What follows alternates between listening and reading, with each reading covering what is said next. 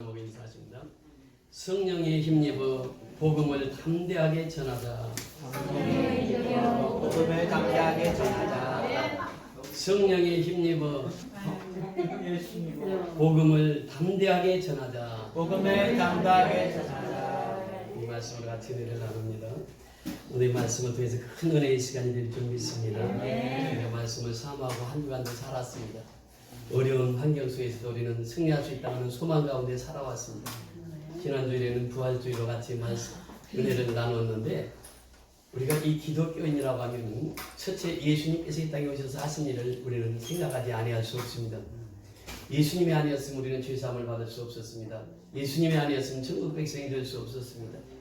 그러니까 죄사함과 천국 백성이 될 수 있었던 유일한 길은 예수의 피입니다. 그래서 이 피의 복음을 통해서 우리가 이 세상을 승리하며 살아갈 수 있는 것입니다. 피의 복음만이 우리를 살리는 길입니다. 그래서 우리는 기억해야 될 것이 예수님의 십자가의 보혈입니다. 십자가의 피입니다. 예수님께서 그래서 7마디를 십자가상에서 말씀하셨는데 우리가 그것을 늘 되뇌이면서 살아갈 필요가 있습니다. 예수님께서는 그 십자가상에서 7마디를 통해서 그렇게 말씀하셨습니다. 내 어머니니 봐라. 그러면서 마지막 순간까지도 어머니를 생각하며 어머니를 공경했던 예수님. 그리고 우편에 있던 강도에게 말합니다. 너는 나와 함께 낙원에 있으리라. 마지막 순간까지도 예수님의 복음을 전하셨다고 하는 사실.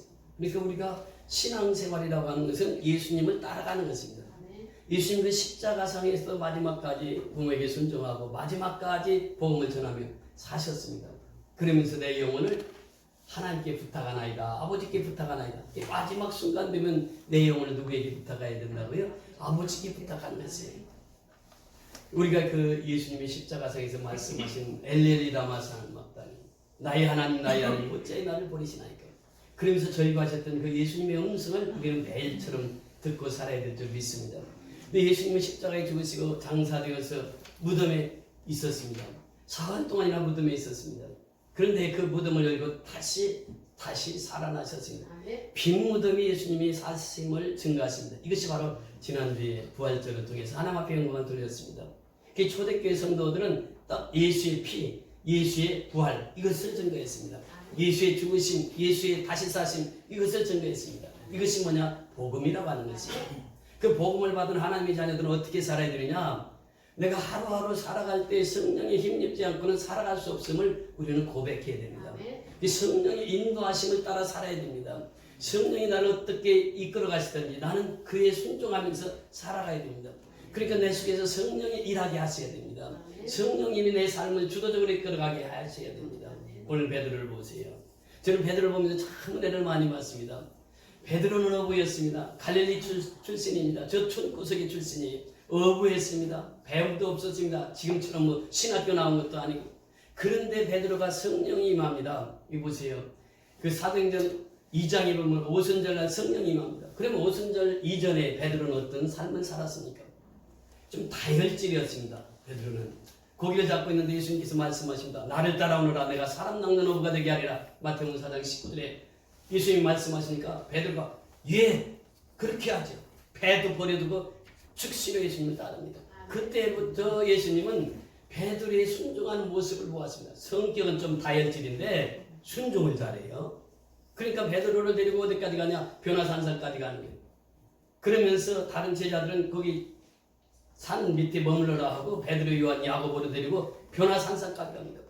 변화되는 예수님의 모습을 보면서 베드로가 그곳에서 얘기합니다. 초막셋을 들고 하나는 모세를 위하여 또 하나는 엘리야를 위하여 또 하나는 주를 위하여 초막셋을 들고 여기서 영원히 삽시다. 베드로는요 즉석즉석 말하는 성격이에요. 이 성격이 다혈질이잖아요. 그러니까 예수님께서 아니다. 우리를 기다리는 사람들이 있다. 그 세상에 내려와서 보니까 많은 병자들이 예수님을 기다리고 있는 거예요. 그들을 다 치유하시고 예수님께서 그 사역을 하십니다. 그뿐만 아니라 겟세마네 동산에서 예수님이 피땀 흘려 기도할 때에도 역시 베드로, 요한, 야고보는 그 자리에 있었습니다. 그러면서 졸면서도 그 자리에 있었어요. 예수님께서 기도하시다가 와서 보니까 또 졸고 있어요. 또 와서 보니까 또 졸아. 그럼에도 불구하고 베드로는 그 자리에 현장에 있었단 말이죠. 그러면서 베드로는 늘 예수님과 동행하는 삶을 살았습니다. 이 예수님과 친히 그 베드로는 그 예수님의 사역들을 경험하면서 살아왔던 것이죠. 그런데 베드로가 예수님이 십자가에 달리시기 전에 말씀하십니다. 예수님, 십자가를 절대 칠 수 없습니다. 제가 있지 않습니까? 제가 어떤 사람을 다 막아주겠습니다. 예수님은 제가 지키겠습니다. 그때 예수님께서 하신 말씀이 사단아 내 뒤로 물러가라. 그러면서 베드로를 체크하십니다. 네가 하나님의 일과 사람의 일을 구분하지는 못하는구나. 나는 하나님의 일을 하러 이 땅에 왔다. 내가 십자가에 죽는 것은 하나님의 뜻이고 그리고 삶 안에 부활하는 것은 하나님의 뜻이다. 그런데 내가 내 길을 막는다고? 막을 수 없었습니다. 베드로는 그런 이야기를 합니다. 자기는 자기 힘으로 예수님을 지킬 것이라고 생각했습니다. 그러나 그렇지 않았어요. 예수님께서 말씀하십니다. 내가 닭이 울기 전 3번 나를 부인하리라. 그의 닭이 올 때에 그 예수님을 부인합니다. 비자들이 또 소녀들이 와서 얘기합니다. 또 당신 예수의 제자 아니요? 그러니까 나 아니라고 3번 부인했을 때 닭이 옵니다. 그때 예수님의 말씀이 생각나는 것이에요. 그래서 캐톨릭에 보면은 닭을 그 십자가 위에다 닭을 그려놨습니다. 이 닭이 꺾기로 할 때마다 누가 회개했다고요? 베드로가 회개했다는 게. 예수님 하신 말씀 그대로예요. 그리고 베드로 보세요. 무리로 걸어갈 때에도 베드로가 성격이 다혈질이라고 말씀하셨잖아요. 그러니까 만일 주시거든 나를 명하여 무리로 오게 하소서 그래요. 그러니까 예수님께서 말씀하시는 베드로야 오너라. 그러니까 베드로가 무리로 저벅저벅 걸어갑니다. 그런데 성난 파도를 보고 물속에 빠져들어갑니다. 예수님의 시선이 떨어졌을 때 베드로는 물속에 빠졌다고 하는 것이죠. 오늘날도 역시 마찬가지입니다. 신앙생활은요, 예수님의 시선에서 벗어나면 물속에 빠지는 것이에요. 고난이 기다리고 있는 것입니다. 요나를 통해서 잘 말씀해 주고 있잖아요. 하나님께서 첫 번째 요나에게 말씀이 임하나니라. 그런데 그 첫 번째 말씀은 어떻게 했습니까? 거부했던 것이죠. 자기 뜻대로 가는 것이에요. 느느웨로 가서 복음을 전하라 그랬더니 어디로 가요? 타시스로 갑니다. 이것이 요나입니다. 요나.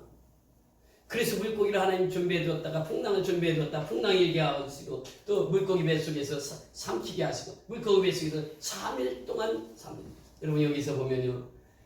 그 어떤 학자들은 그런 얘기를 합니다. 물고기가 삼키면 바로 살이 나와서 죽어서 소화돼야 이것이 정상인데 어땠습니까? 3일 동안 물고기 뱃속에서 있었어요. 그동안 요나는 뭘 했습니까? 철저히 회개합니다. 철저히 회개해요. 그러면서 하나님께서 그 요나를 통해서 풍랑이 일다 보니까 선원들이 고통을 받죠. 물고기는 얼마나 고통받았겠어요. 그 큰 물고기가 이 삼키기는 삼켰는데 이 소화가 안 되니까 배가 뒤틀리잖아요. 우리가 밥을 먹다가 소화가 안 되면 어떻게 됩니까? 배가 아파가지고 뒹그는데 아니 사람이 그 물고기 뱃속에 들어갔으니 얼마나 물고기가 힘들었겠어요. 뭐 뒤틀고 그것도 하루도 아니고 사흘도 아니고 그러다 이제 물가에 와서 요나를 토해냅니다. 이것도 기적의 역사죠. 그리고 요나에게 두 번째 말씀이 3장 1절부터 보면 여호와께서 두 번째로 요나에게 말씀하시는 두 번째 말씀이요. 그때는 어떻게 요나가 즉시 순종입니다. 여러분 우리가 고난의 행렬을 경험해 본 사람은요 하나님이 무서우신 분을 알아요. 하나님이 두려운 것을 알아요. 근데 고난을 통과해 보지 않는 사람은 뭐 그냥 하나님을 믿어도 적당히 믿어버려요. 적당히 이 적당히 걷거든요. 하나님은 정말 예수를 따르는 자들 이들을 통해서 하나님 역사를 이루시고 지금도 일하시는 줄 믿습니다. 베드로가 성령 충만함을 받기 전까지는 예수님을 부인하고 또 예수님의 시선을 놓치기도 하고 그랬던 베드로예요. 그런데 오순절날 딱 임하니까 성령이 불같이만 생수같이만 기름같이만 그러니까 이 베드로가 이 성령의 충만함을 받고 오늘 설교가 시작됩니다. 그런데 베드로는 배운 것도 적거든요. 지금 우리처럼 많이 배운 것도 아니고 서울에 사는 것도 아니고요. 저 변두리 출신이었단 말이죠. 그러면서 지금 이 베드로는 김일수 목사님처럼 신학대학원에 전에 그 카톡을 보내왔는데 보니까 올 A+. 그렇게 공부도 잘 하지 못했어. 또 이창선 전도사님처럼 박사학위 받은 것도 아니야. 베드로 저 시골에서 어부 출신이야. 그런데 이 3,000명 앞에 설교를 합니다. 지금 설교를 하는데 당신들 내 말 잘 들어요. 당신들이 궁금한 거 내가 풀어줄게. 그러면서 오늘 설교가 시작됩니다. 오늘 13절에 이제 본문 앞에 13절 바로 앞절에 보면 이렇게 기록하고 있습니다. 또 어떤 이들은 조롱하여 이르되 그들이 세술에 취하였다 하더라. 왜? 성령 받고 방언을 하니까 저 사람들 세술에 취했구나. 그러니까 베드로가 이것을 설명하면서 설교를 시작합니다. 베드로는 많이 배우지 못했어요. 그런데 그곳에 모인 사람들은 어떤 사람입니까? 예루살렘 사람들이에요. 그 당시 예루살렘은 수도입니다. 그러니까 그곳에는 많은 학식 있는 사람들이 살고 있는 것이에요. 그리고 16나라에서 다 왔단 말이에요. 오순절이 돼서 명절 지키러 다 왔단 말이죠. 그 사람들 앞에서 담대하게 말씀하십니다. 당신들 세술에 취했다고? 내가 그거 설명해 줄게. 내 말 잘 들어봐. 그러면서 설교가 시작됩니다. 그래서 오늘 14절에 보면 베드로가 11사도와 함께 서서 그래요. 함께 서서 11사도와 함께 서서 소리를 높여 이르되 유대인들과 예루살렘에 사는 모든 사람들아. 지금 거기 유대인들이 각국에서 왔잖아요. 예루살렘에 사는 사람들이 거기 오순절 지키러 왔단 말이죠. 그 사람들에게 담대하게 선포합니다. 왜 어떻게? 성령의 힘을 입어서 담대하게 복음을 전파해요. 그래서 우리가 해야 할 일은 뭐냐? 성령의 충만함을 받아서 담대하게 복음을 전파합니다. 베드로는 세상 지식은 없었어도 예수를 아는 지식이 있었어요. 예수를 경험한 지식이 있었어요. 예수를 체험한 지식이 있었단 말이에요. 그 소식을 전가하는 거예요. 그래서 베드로는 주저하지 않습니다. 담대하게 그 복음을 전해요. 그러면서 모든 사람들아 이 일을 너희로 알게 할 것이니 내 말에 귀를 열이라. 내 말에 귀를 열이라. 그러면서 얘기합니다. 때가 제3시니 너희 생각과 같이 이 사람들이 취한 것이 아니라. 유대인이 보통 10시부터 활동을 하고, 그런데 이 9시란 말이에요. 아침 9시 때가 3시라는 거예요. 그 9시부터 누가 술이 취해서 다니는 사람이 있겠느냐라고 하는 것이, 이것이 베드로의 설명입니다. 물론 해장술 한 잔씩 하는 사람들도 있겠죠. 뭐 그 당시도 있겠죠. 지금도 술 좋아하는 사람 해장술 하지 않아요. 그런데 새벽 아침 일과 시작하기 전부터 술이 취해가지고 다니는 사람이 어디에 있겠느냐 말이죠. 그런데 그것도 한두 사람이 아니고 그 모인 무리들이 성령이 충만해서 이렇게 새 방언을 말하는데 이 사람들이 술이 취한 것이 아니다. 그러면서 이 베드로의 설교를 통해서 우리에게 주시는 교훈의 메시지가 있습니다.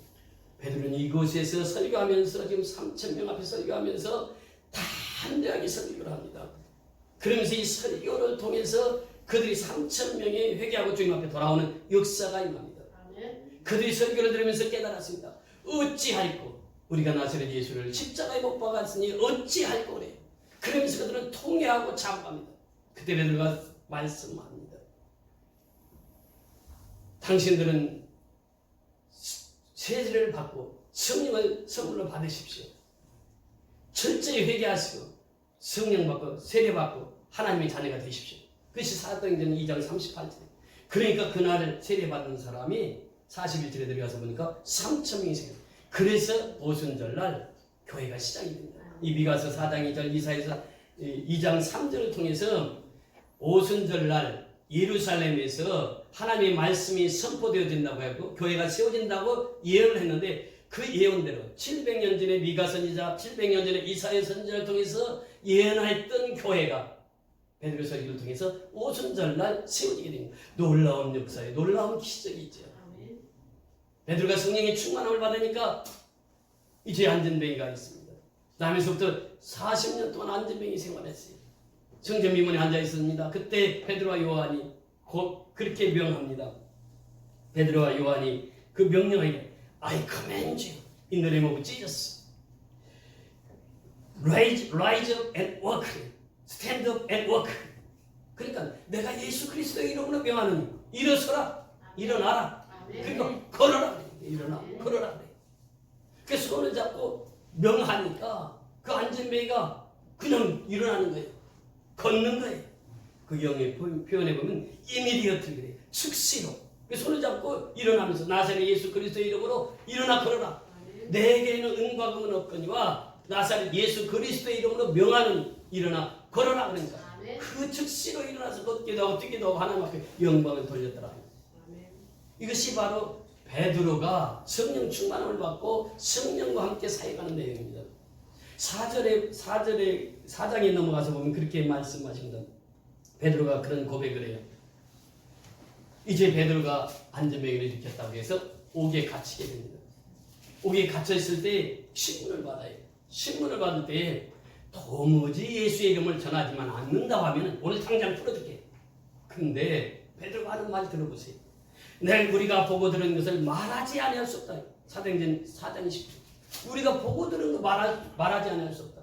당신들 봐라. 이 안진배가 지금 여기 서 있잖냐. 이게 증인 아니냐 말이죠. 보고 들은 것을 말하지 아니할 수 없다.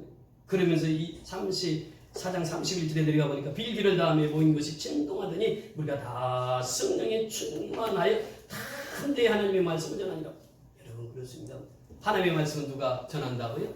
성령이 충만한 사람입니다. 성령이 충만한 사람은 담대하게 복음을 전합니다. 여러분 지금 이 광경을 보세요. 오순절의 광경을 보세요. 그 수많은 사람들이 그 수천 명이 모여서 있는데 베드로는 배운 것도 없어요.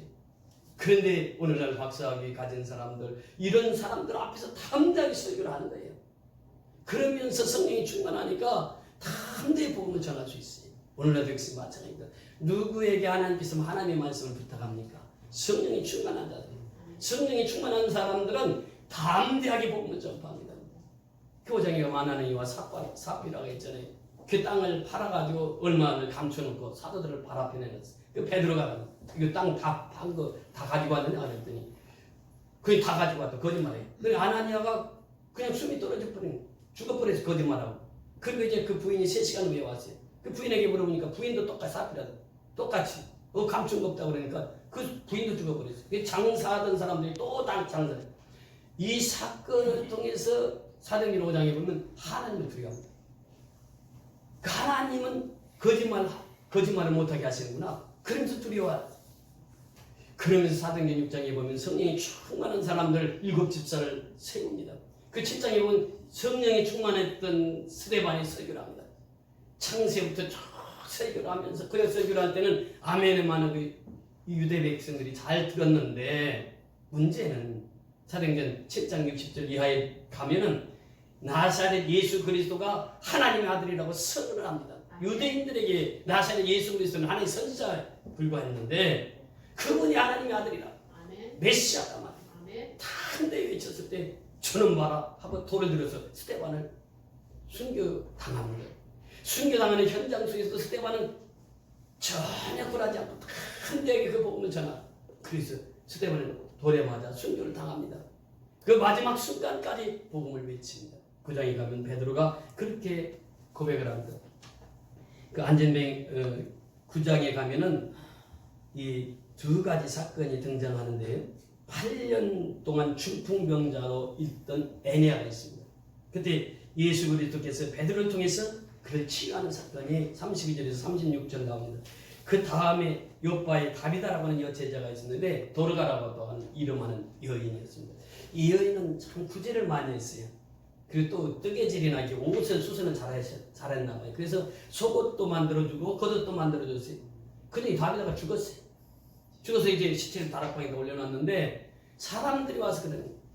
이 옷을 가지고 와서 입고 와서 이 옷을 저 다비다가 도르가가 내 옷 해줬는데 속옷도 저 다비다가 내 옷 해줬는데 많은 사람들이 와서 얘기하는 거예요. 베드로가 거기 왔습니다. 베드로가 거기에서 무릎을 꿇고 하나님 앞에 기도하는 거예요. 하나님 이 다비다를 살려주세요. 기도하고 나서 다비다야 일어나라. 그러니까 죽었던 시체가 벌떡 일어나는 그 베드로 앞에 무릎을 꿇었어요. 베드로가 성령이 충만해서 복음을 증거할 때 하나님의 놀라운 역사, 기적적인 역사들을 경험하게 됩니다. 그래서 오늘날 우리는 그럼 어떻게 살아가야 되느냐 말이죠. 우리도 베드로처럼 성령 충만한 사람이 되어서 하나님 앞에 쓰임받는 종으로 살아가야 될 줄 믿습니다. 그렇게 하려면 어떻게 됩니까? 내 속에 있는 성령님이 일하게 하셔야 돼요. 그러니까 내가 일을 하려고 하면 실패할 수밖에 없어요. 그러나 내 속에 계신 성령님이 일하시면 베드로처럼 하나님 앞에 쓰임을 받을 수 있다고 하는 것입니다. 그래서 내 속에 소원을 두고 성령님이 내 속에서 일하게 하라. 그렇게 되면 어떻게 되느냐? 첫째로 꿈과 소망과 비전을 가질 수 있습니다. 여러분 하나님을 믿는 사람은 꿈이 있습니다. 비전이 있습니다. 소망이 있습니다. 코로나19로 인해서 전 세계 사람들이 두려웠다 할지라도 예수 믿는 사람들은 소망이 있는 것이에요.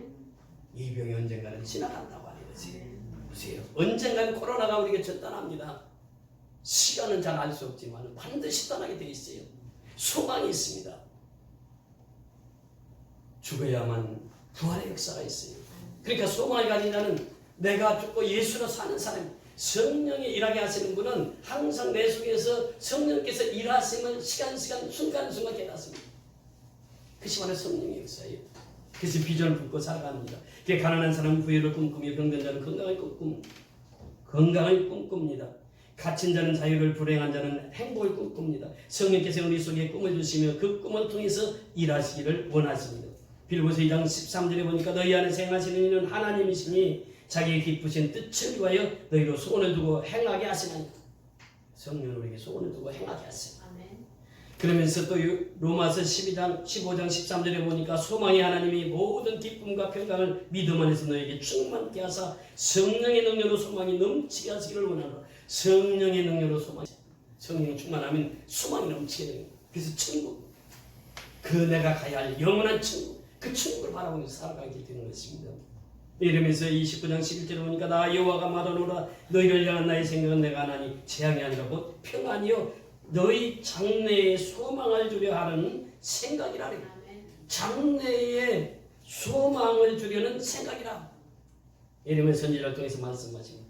사도행전 2장 17절에 보니까 하나님이 가라사대 말세에 내가 영으로 모든 육체에 부어주시니 너희의 자녀들은 예언할 것이요 너희의 젊은이들은 환상을 보고 너희들 자녀들은 꿈을 꾸리라 말씀하십니다. 이것이 바로 성령이 충만한 자의 삶이에요. 말세가 되면 성령을 물붓듯이 부어주시겠다고 약속하세요.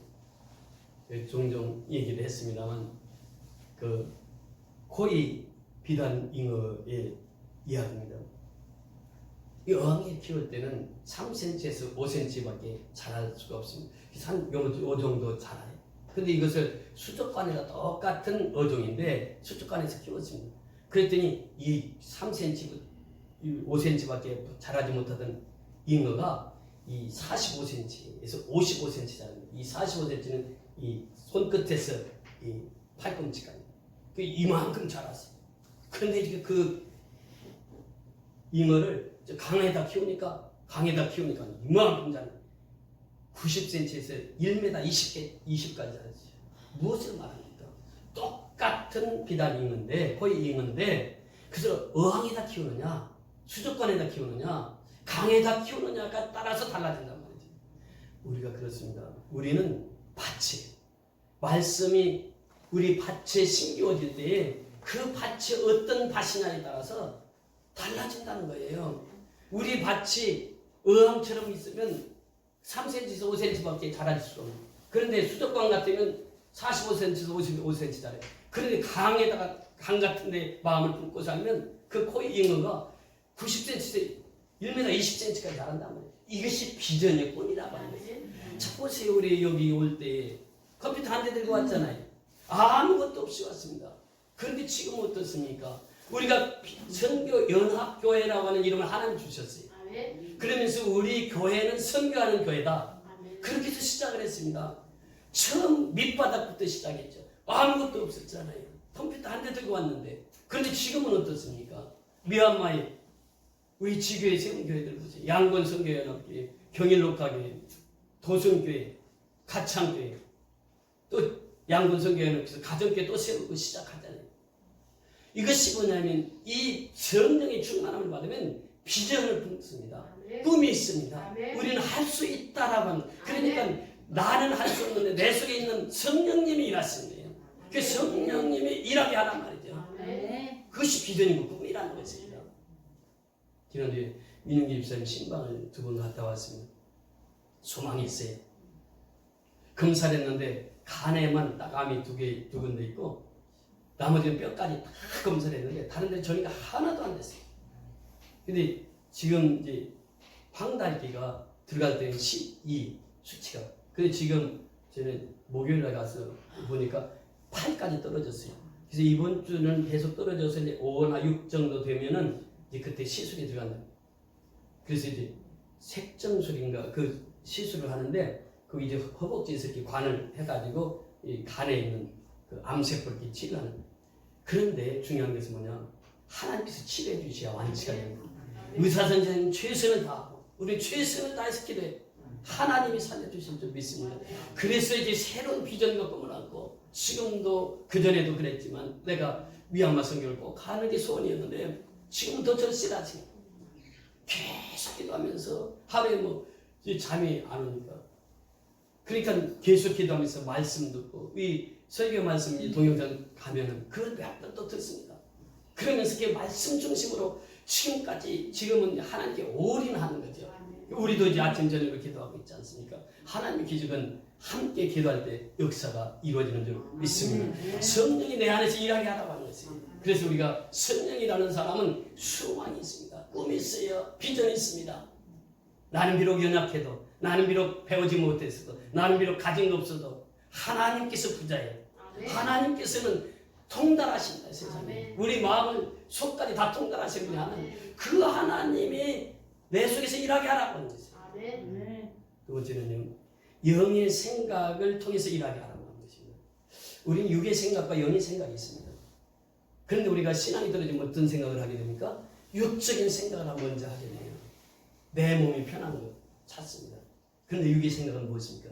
결국은 사망입니다. 결국은 사망이에요.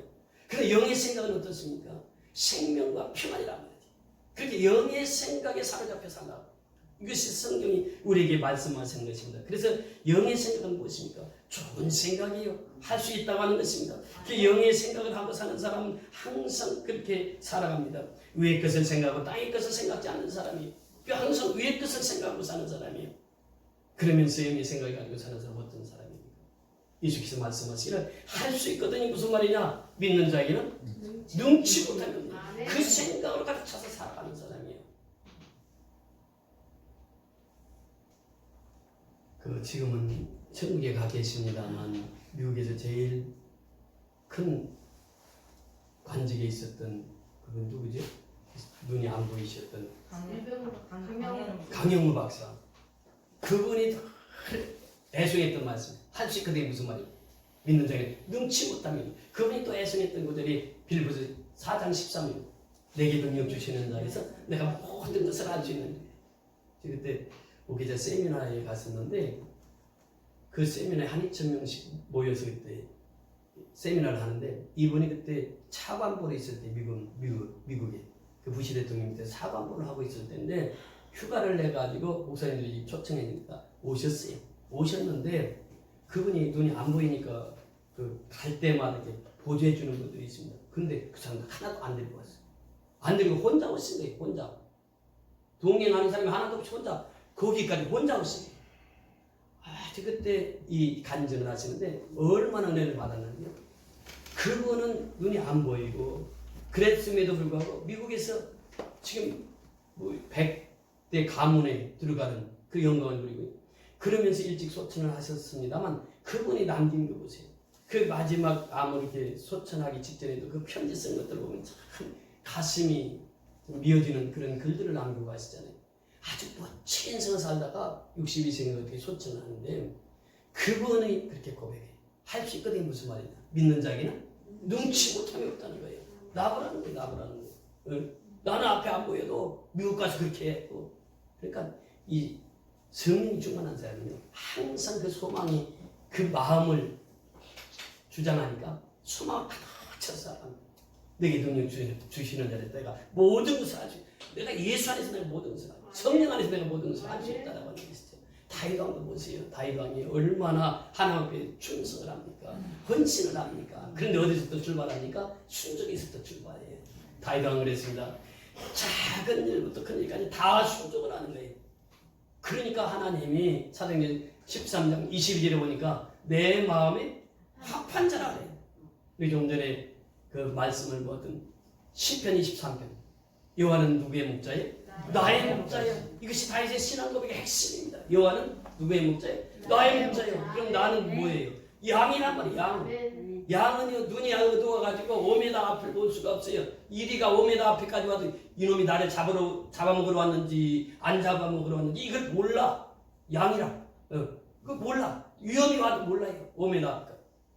또 이게 넘어지면 지 혼자 못 일어나 이게. 누가 이렇게 세워야 일어나는 거예요. 그래서 목동들은 큰 막대기를 가지고 다니죠. 그래서 양이 넘어져서 못 일어나면 그걸로 이렇게 세우는 거예요. 그리고 이 양은요 하는 게 없어요. 뿔도 없습니다. 보세요. 양은 뿔이 없어요. 그래서 누구 들이받지도 못해요. 양은. 그냥 뜨거우면 그냥 자기들끼리 막 뭉쳐서 사는 거예요. 그러니까 양을 키우는 사람은 염소를 한두 마리씩 집어넣는다고 그러니까 그 염소가 막 들이받으니까 양이 뭉쳐있지를 못해. 그래서 살게 돼.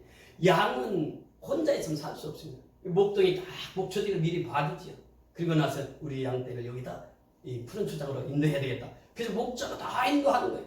그럼 양들은 따라다니고. 근데 양이 잘하는 게 있습니다. 그게 뭐냐면 귀가 발달돼가지고 누구의 음성을 알아요? 목자의 음성을 이렇게 잘 알아요. 양은요 다른 사람이 그러면 절대 안 따라. 미미도 보면 제 음성을 참 잘 듣더라고 보니까. 개도 그렇습니다. 개도 주인이 오면요 주인의 음성을 금방 알아들어. 양은 목자의 음성을 그렇게 잘 알아들어요. 그러니까 이 다윗이 평생 동안 여호와는 나의 목자서 이 신앙 고백으로 일생을 살았던 것이죠. 그러니까 오늘날도 있어요. 마찬가지입니다. 하나님의 말씀에 귀가 기울여져야 되고 그 말씀을 들으면 깨달아져야 되고 그 말씀을 들으면 은혜가 되고 그 말씀을 들으면 생명이 소생되고 이것이 바로 신앙생활이거든요. 그러니까 내가 어둠한 사망의 음침한 골짜기로 다닐지라도 해를 두려워하지 않을 것은 누가 함께 하시기 때문에 주께서 함께 하시기 때문에 내가 코로나19 속에 살아간다 할지라도 누가 나와 함께 계세요? 하나님이 나와 함께 계시기 때문에 두려움이 없이 살아간다. 그것이 다윗의 신앙 고백이에요. 그러니까 우리가 영의 일을 생각하는 사람은요 땅의 것을 생각하지 않아요. 사람의 것을 먼저 생각하지 않습니다. 영의 생각하는 사람은 항상 마태복음 6장 33절의 말씀처럼 그러므로 너희는 먼저 그의 나라와 그의 의를 구하라. 그래야만 이 모든 것을 너에게 도와주시라. 그러니까 우선순위가 분명한 것이에요. 우선순위가 분명하니까 항상 영적인 생각을 먼저 한단 말이죠. 그렇게 우리가 신앙생활하면서 육의 생각이 나를 지배하게 되면 교회를 나와서 내가 신앙생활을 한다 할지라도 육적인 사람으로 살아가는 것이에요. 근데 영의 생각이 나를 지배하는 그 순간부터 영의 사람이 돼서 살아가는 것이에요. 그 성령이 충만한 생활은 바로 영의 생각으로 살아가는 것입니다. 마지막으로 중요한 것은 예언을 통하여 일하게 하라고 하는 것입니다. 예언을 통하여. 즉 말씀을 통해서 일하게 하라. 성령 절대 말씀을 떠나서 역사하시지 않습니다. 성령은 말씀 안에서 역사하시는 분이에요. 그래서 이 예언을 통해서 일하라고 하는 것은 무엇입니까? 우리가 이 마가복음 16장 17절에 보니까 믿는 자들의 이런 표적이 따르니 곧 저희가 내 이름으로 귀신을 쫓아내면 새 방언을 말하면 이것이 믿는 자들의 행함이에요. 새 방언을 말하고 귀신을 쫓아내는 게 누구의 이름으로? 예수 이름으로. 나사렛 예수의 이름으로 명하노니 귀신아 물러가라면 귀신이 떠난단 말이죠. 스탠리 존스가 그 87세 때인가 중풍이 걸려서 쓰러졌습니다. 그래서 이 병원에 실려갔으니까 병원에서 그래 하는 말이 성의사님 이제는 살 수 없습니다. 이제 걸을 수 없습니다. 살 수 없는 게 아니라 걸을 수 없습니다. 그러니까 그때부터 하나님 앞에 기도하는 거예요. 기도하면서 의사 선생님, 간호사 선생님한테 들어오는 대로 부탁을 하는 거예요. 나사렛 예수의 이름으로 명하노니 스탠리 존스야 일어나라. 이렇게 하고 치료해달라고. 이렇게 하고 나 간호해달라고. 그러니까 의사가 오면은 그거 시켰으니까 그렇게 하는 거예요. 나사렛 예수 그리스도의 이름으로 명하는 스탠리 존스야 일어나라. 간호사도 그러고 의사도 그러고. 그러니까 그분이 6개월 안에 자기 발로 걸어서 그 병을 나옵니다. 그리고 다시 선교지로 또 가는 거예요. 87세. 그래서 94세까지 선교하다가 소천합니다. 여러분 보세요. 비전 있는 사람은요 하나님 쓰십니다. 비전 있는 사람 하나님 데려가시질 않아요. 그래서 우리가 예언의 말씀이 맡기고 살아가는 거예요. 예수의 이름으로 귀신이 쫓겨나가고 예수의 이름으로 새 방언이 일어나고 이것을 우리에게 말씀하시는 겁니다. 고린도전서 14장 2절에 보면 방언을 말하는 자는 사람에게 하지 아니하고 하나님께 하나니 이는 알아듣는 자가 없고 그 영으로 비밀을 말합니다. 고린도전서 14장 5절에 보니까 나는 너희가 다 방언 말하기를 원하나 특별히 예언하기를 원하노라. 예언하기를 뭐예요? 말씀을 선포하기를 원하노라. 성령이 충만하면 담대하게 복음을 전합니다. 외칩니다. 오늘 베드로 보세요. 그 예루살렘에 모였던 그 수많은 유대인들 앞에서 또 예루살렘 사람들 앞에서 담대하게 말하잖아요. 그가 가진 지식은 없었다고요. 어부였다고요.